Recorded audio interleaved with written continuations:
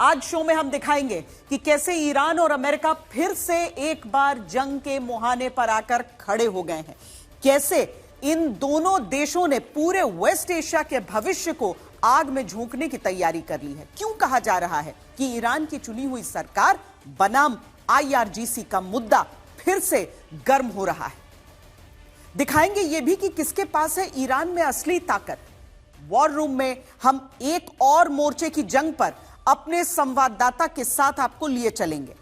अफगानिस्तान पाकिस्तान की जंग, एक तरफ POJ के और बलूचिस्तान में लगातार प्रदर्शन और हमले जारी हैं और उधर पाकिस्तान अफगानिस्तान के नागरिक इलाकों पर हमले कर रहा है।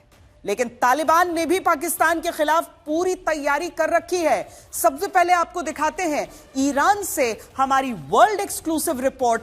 ईरान अमेरिका युद्ध के पहले दिन जिस जगह हमले में ईरान के पूर्व सुप्रीम लीडर अली खामेनेई की जान गई थी, वहां से हमारे संवाददाता सुमित चौधरी की यह रिपोर्ट देखिए। अयातुल्ला अली खामेनेई का दौर।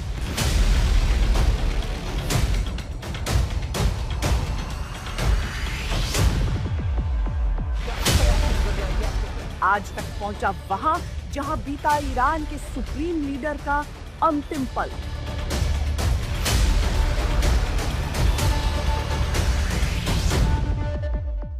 आज तक की टीम इस समय मौजूद है उस जगह पे, उस घर पर जो पूर्व supreme leader Ayatollah Ali Khamenei का घर हुआ करता था, जहां पर उनकी हत्या की गई। मेरे पीछे जो आप जगह देख रहे हैं, दरअसल आप देखें इसको पूरा कॉर्डन कर दिया गया। पीछे जो इमारतें देख रहे हैं, अगर आप देख पा रहे हो तो उनको नुकसान पहुंचा था।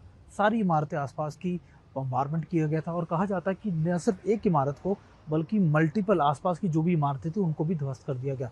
अब इस पूरे इलाके को कॉर्डन कर दिया गया है। इस पूरे इलाके से डिब्रीज को या फिर उनको चीज़ों को हटा दिया गया। लेकिन अगर आप देखें कि यहाँ पर जहाँ पर गेट लगाया गया है, ये वो पूरा कंपाउंड था जहाँ वो अपने परिवार के साथ उस समय रह रहे थे। उनका ऑफिस भी वही था और अभी यहाँ पर लोग उनकी दुआओं के लिए उनको याद करते हुए, अगर आप देखें बच्चे भी आपको नजर आएंगे, महिलाएं भी याद हैं, रो रहे हैं आप अपने सुप्रीम लीडर को याद करते हुए। और इस समय के ताज़ा हालात कुछ ऐसे हैं कि लोग गमज़दा हैं।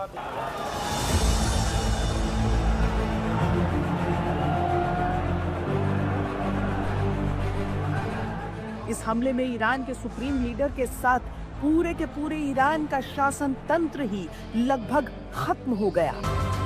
लेकिन अली खामेनेई की मौत ने ईरान को वो हौसला दिया जो आज भी अमेरिका को परेशान कर रहा है।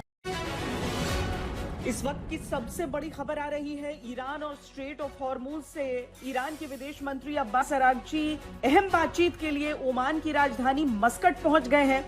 उधर अमेरिका ने साफ चेतावनी दी है कि अगर ईरान ने जहाजों पर हमले नहीं रोके तो गंभीर परिणाम भुगतने होंगे। पिछले कई दिनों से स्ट्रेट ऑफ हॉर्मुज में तनाव लगातार बढ़ रहा है। अमेरिका और ईरानी सेनाओं के बीच टकराव की स्थिति बनी हुई है और इस बीच ओमान सुरक्षित समुद्री आवाजाही को लेकर मध्यस्थ की भूमिका निभा रहा है।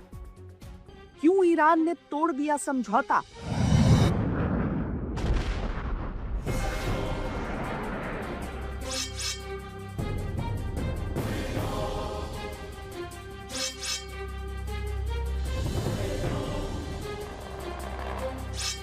क्या अब ईरान को अमेरिकी कार्रवाई का भी डर नहीं?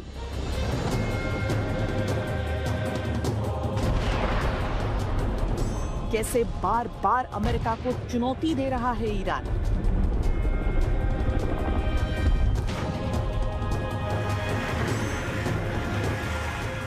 कब और कैसे बहेगा हॉर्मुज का पानी? ईरान तय करेगा। Everything's gone. Their leaders are gone. They had leaders, they're gone, and they had another set of leaders, they're gone. Now they have another set of leaders, they may be gone. Who knows? And you know what? I may be gone too, because I'm their number one target. It's out all over the place. I'm their number one because they're scum. That's the way they act.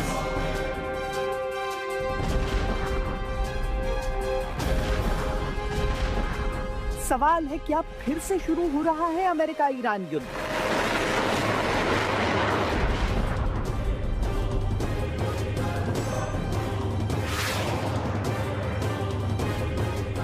क्या हुआ MOU के उस clause का जिसमें लिखा था कि 60 दिनों तक हॉर्मुज खुला रहेगा?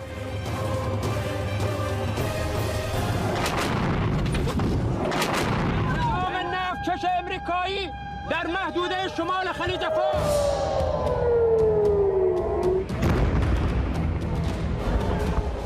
युद्ध विध्वंसक है, विनाशकारी, युद्ध संहारक है, युद्ध घातक है, युद्ध प्रलयंकारी है। लेकिन युद्ध आखिर युद्ध है, युद्ध कूटनीति है, युद्ध काल है, युद्ध खेल है।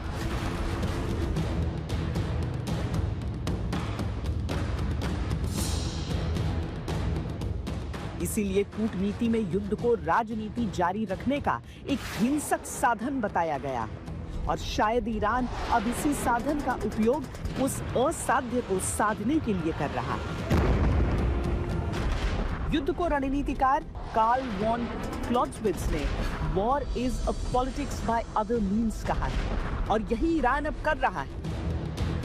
एमओयू होने के 21 दिन के अंदर ही ईरान ने उसको तोड़ दिया।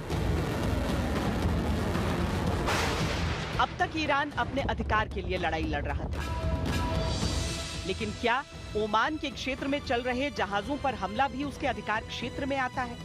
ईरान संयुक्त राष्ट्र के मानकों को भी मानने से मना कर रहा है। अमेरिका की आपत्ति है कि ईरान अकेले हॉर्मूज के समूचे क्षेत्र पर अपना अधिकार नहीं जता सकता।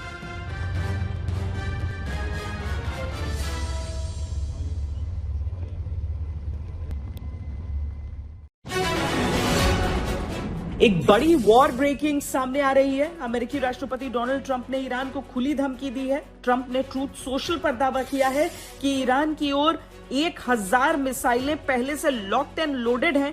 ट्रंप ने चेतावनी दी है कि अगर ईरान उनकी हत्या करने का प्रयास करता है तो अमेरिका पूरे ईरान को तबाह कर देगा। इस बयान के बाद वेस्ट एशिया में तनाव और बढ़ गया है। वेस्ट एशिया एक बार फिर बम के धमाकों और बारूद के धुएं से घिर गया है। स्विट्जरलैंड की वादियों में जो अमन और शांति का वादा हुआ था उसे ईरान ने पलक झपकते हवा में उड़ा दिया। मामला एक बार फिर आकर फंसा है स्ट्रेट ऑफ हॉर्मूज पर और अमेरिकी राष्ट्रपति ट्रंप ने कह दिया है कि शांति समझौते जैसा अब कुछ बचा नहीं। It's a very interesting question. To me, I think it's over.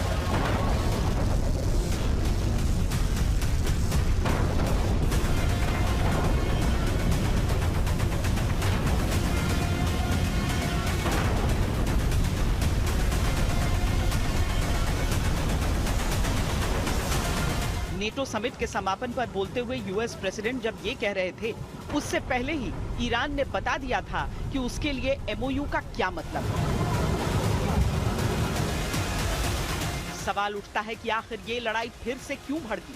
आखिर ईरान ने क्यों हमला कर दिया ओमान के क्षेत्र से निकल रहे जहाजों पर? क्या अब ईरान मन बना चुका है कि हॉर्मूज के संपूर्ण इलाके पर उसी का कंट्रोल चलेगा? दरअसल एमओयू के क्लॉज 5 के तहत ईरान ने वादा किया था कि वो 60 दिनों तक पर्शियन गल्फ से ओमान की खाड़ी के बीच कमर्शियल जहाजों को सेफ पैसेज देगा और कोई टैक्स या चार्ज नहीं वसूलेगा। लेकिन दावा है कि इस वादे की मियाद पूरी होने से पहले ही ईरान अपनी बात से पलट गया, जिसके बाद ट्रंप ने भी कह दिया एमओयू खत्म हो चुका है। Is the ceasefire done? Is the MOU dead? It's a very interesting question. To me, I think it's over. I don't want to deal with them anymore. They're vicious, violent people. And if they had a nuclear weapon, they'd use it. As far as I'm concerned, it's over. Liars. We make a deal. And if I make a deal with him, we have a deal. And he goes out, he talks. We make a deal. Everyone's agreed. No nuclear weapon.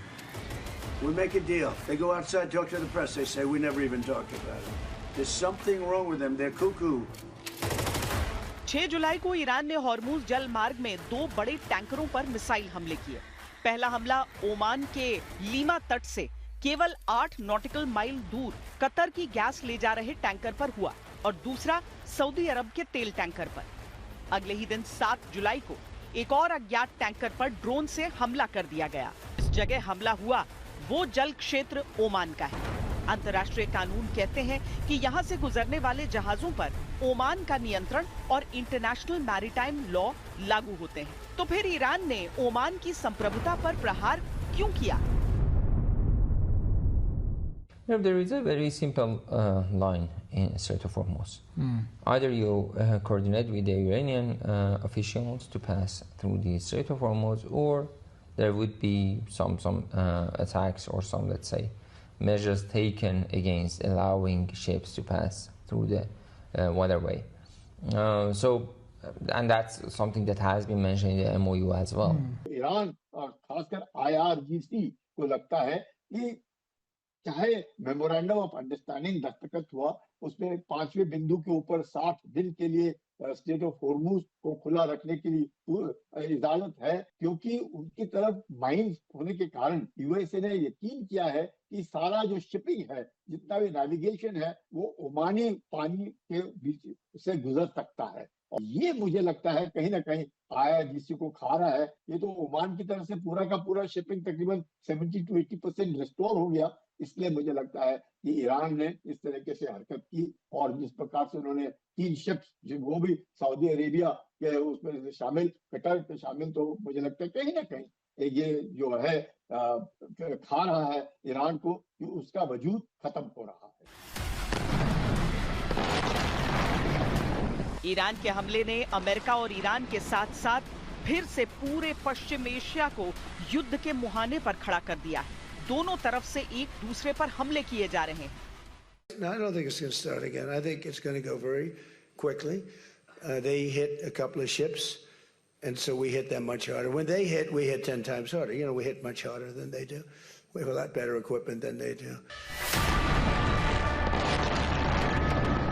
America ने Iran के air defence system, radar sites और anti-ship missile ठिकानों समेत 80 से ज्यादा ठिकानों पर ताबड़तोड़ बमबारी कर दी।